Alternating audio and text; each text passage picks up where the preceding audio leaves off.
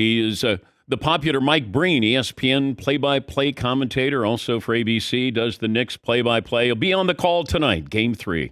That'll be Knicks and the Pacers. Oh, no, you're going to be on the call for Friday night. You get to watch again? You don't have to work tonight? Is that what's going on here in the Breen household? You just had me extremely nervous that I was supposed to work tonight. Uh-oh, what did I forget? What is it like, though, to watch the Knicks when you're normally calling the Knicks, but you're just a fan watching them?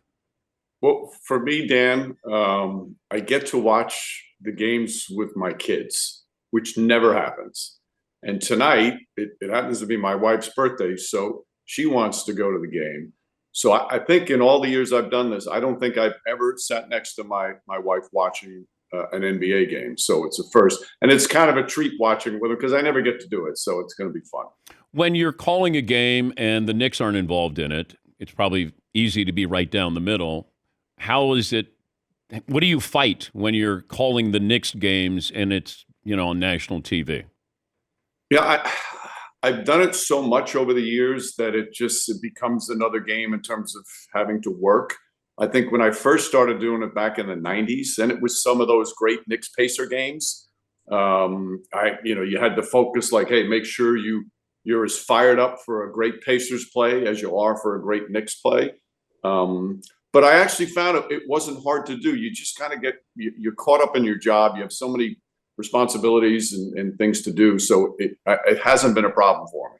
I look back on the reaction, whether it was in print or on TV shows or radio shows, when the Knicks got Jalen Brunson. And it felt like it was a universal, underwhelming reaction from the audience here. What was your reaction when you realized that was the Knicks' big offseason acquisition? Loved him when he was in Dallas. Thought it was a terrific pickup. Had no idea that he would reach this level. I don't think his dad thought he would reach this level. It's been one of the great ascensions that I've ever seen in terms of, good solid player can help a team win to being one of the best players in the NBA. It's a remarkable story, especially when you think of all that goes back to the history of it. I mean, Leon Rose was Rick Brunson's agent. Rick was his first client. He's known Jalen since he was a kid. He's his godfather. And here the three of them are all in the midst of one of the best runs a Knicks team has had in many, many years. How do you explain Brunson's greatness? Well, number one, it's I know it, everybody says it. It's the most incredible work ethic you could ever see. All these movements he has with the footwork, and his footwork is as good as anybody. He practices them all the time. He's in the gym all the time. He does everything from working on his game to getting proper rest to eating the right way. He's so driven to be the best player he can be. Now, I said when he came in, and I've said this about some others as well, I don't know what his potential is, but the one guarantee that I have is that he will reach that potential. That's the kind of work ethic he has. What about the supporting cast? That's always been my big question mark of who is the consistent second or third option for this team? Well, they've taken turns. Dante DiVincenzo has kind of taken the lead on a lot of games. And, like you look at what they've done so far in the playoffs, and what Brunson's numbers are just, it's off the charts and historic. But the three biggest shots of their playoff run, 2 by DiVincenzo, game 2 in the first series, game 1 the other night, and Josh Hart, the three-pointer in game 6 against Philadelphia. It's also, shows you how Brunson is team first, that he's willing to give up at the ball at the biggest moment, and that these guys aren't afraid to take it. But with this team, Dan, we tend to forget because we so focus on the stars, and the stars are amazing, and isolation basketball and the ability to get your own shot. It's still and always will be 5 guys or 5 girls playing together and being able to outwork talent because of, the sum of their parts. And I think this team is an unbelievable example of that. We've seen over the years teams that have a lot of talent, littered with talent, they don't win anything. It's still about connection on the court with 5 players, and they work so well together. And for me, that's been the most fun watching them, is because they really are a connected team. Explain to me the value of the last 2 minutes where the NBA gives you full transparency. What is it supposed to accomplish, and is it? I don't think it has any value anymore. When it first came out, I thought, okay, this will be interesting. You get to see, and they check, and they want transparency, and you like that. It's a good thing to have. But I think it's outlived its worth because all it does is get people upset. If you and I sat down and we watched, say, the '85 finals with the Lakers and the Celtics, I guarantee you every single one of those games in the last 2 minutes, there'll be 3 or 4 missed calls or incorrect no calls or whatever the way they phrase it. It's happened all the time.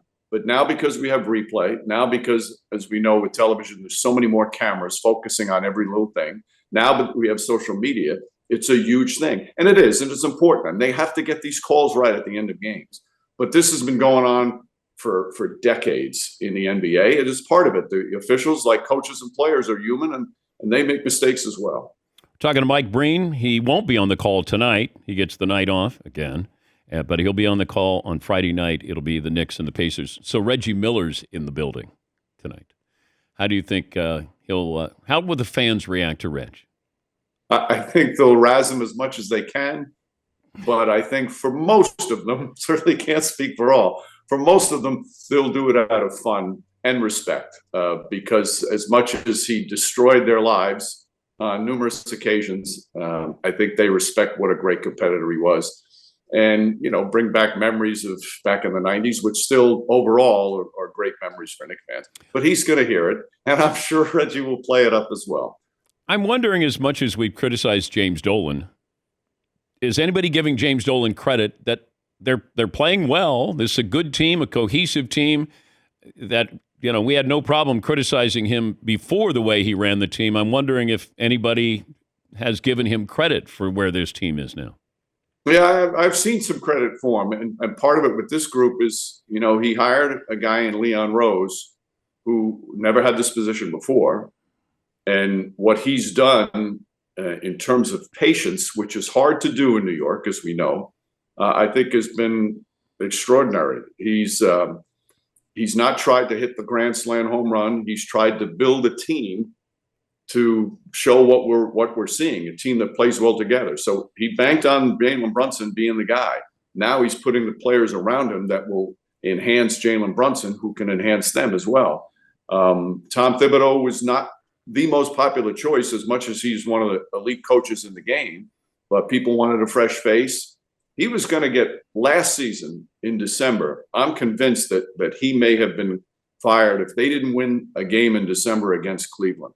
But Leon Rose showed patience there because it does take time. It takes time for players to connect. It takes time for players and coaches. And in today's sports world, Dan, the front office and the coaching staff, what a difference when they're on the same page. And I think that the patience from ownership to the front office to the coaching staff is a big reason why they're succeeding. When do you get the sheet of the celebrities who will be at the game? Oh, I need to have it the night before. Of course. No, I usually get it a little bit before the game. It's going to be a long list, and there's always at least 2 or 3. I have no idea who they are. Okay, but do you ask? Do you ask your kids, like, who is Bad Bunny? Yeah, yes. It's funny. Bad Bunny was one that I had to, and I'm embarrassed to say that, but that's it. And my kids are the best resource for it. There's always somebody in the truck who knows exactly who they are and tells me exactly how to say who they are. Great to talk to you. Once again, Mike is not working tonight. He is going to be working on Friday night. I love the color of your sweatshirt, by the way. Thank you. It's is there any team that maybe the old Atlanta Hawks with Pete Maravich? Didn't they have a little bit of lime green in it? Or Seahawks? Seahawks color rush? There you go. Okay, I like that. Not the Hawks, but that's nice. All right. Once again, Mike Breen not working tonight because it's his wife's birthday and he gets to sit next to her and cheer. Yay! Go Knicks, go! Thank you, Mike. All right, Daniel. That's Mike Breen. He'll be on the call Friday night. That'll be the Pacers and the Knicks. And then Sunday afternoon, that'll be on ABC. So he'll be busy coming up over the weekend.